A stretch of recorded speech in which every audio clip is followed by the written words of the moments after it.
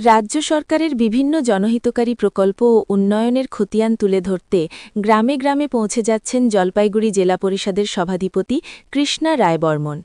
প্রবল শীত উপেক্ষা করেই তিনি মহিলাদের সঙ্গে সরাসরি সংযোগ স্থাপন করে শঙ্খধ্বনি ও উলুধ্বনির মধ্যে দিয়ে পাঠ করছেন রাজ্য সরকারের তথাকথিত উন্নয়নের পাঁচালী। জলপাইগুড়ি সদর ব্লকের রাখালদেবী এলাকায় এক অভিনব কর্মসূচির আয়োজন করা হয়। তুলসী মঞ্চকে রীতিমতো মঞ্চে রূপান্তরিত করে চারপাশে গোল হয়ে বসেন এলাকার মহিলারা। শীতের কামড় উপেক্ষা করে সভাধিপতির সঙ্গে সুর মিলিয়ে রাজ্য সরকারের উন্নয়নমূলক কর্মকাণ্ডের পাঁচালী পাঠ করেন তারা। দুর্বার গতি ভবিষ্যৎ ক্রেডিট কার্ড স্বপ্নের জ্যোতি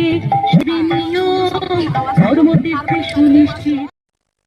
উল্লেখ্য, উন্নয়নের পাঁচালী মূলত তৃণমূল কংগ্রেস সরকারের গত প্রায় ১৫ বছরের শাসনকালের একটি রিপোর্ট কার্ড, যেখানে সরকারের দাবি অনুযায়ী উন্নয়ন, সামাজিক সুরক্ষা ও পরিকাঠামো গঠনের সাফল্য কাব্যধর্মী ভাষায় তুলে ধরা হয়েছে। আসন্ন বিধানসভা নির্বাচনের আগে এই উদ্যোগের মাধ্যমে শাসক দল আবেগের সঙ্গে উন্নয়নের বার্তা সাধারণ মানুষের কাছে পৌঁছে দিতে চাইছে বলেই রাজনৈতিক মহলের মত। এই পাঁচালীতে রাজ্য সরকারের তরফে দাবি করা হয়েছে, গত এক দশকের বেশি সময়ে এমএসএমই, স্বনির্ভর গোষ্ঠী ও বিভিন্ন প্রকল্পের মাধ্যমে ২ কোটিরও বেশি কর্মসংস্থান বা রোজগারের সুযোগ তৈরি হয়েছে। পাশাপাশি ভবিষ্যতে আরও ১ কোটি নতুন কর্মসংস্থানের লক্ষ্যের কথাও তুলে ধরা হচ্ছে। সরকারের দাবি অনুযায়ী খাদ্যসাথী, দুয়ারে রেশন, লক্ষ্মীর ভান্ডার সহ একাধিক সামাজিক সুরক্ষা প্রকল্পের মাধ্যমে প্রায় ৭২ লক্ষ পরিবারকে দারিদ্র্য সীমার নিচ থেকে ওপরে তুলে আনা সম্ভব হয়েছে।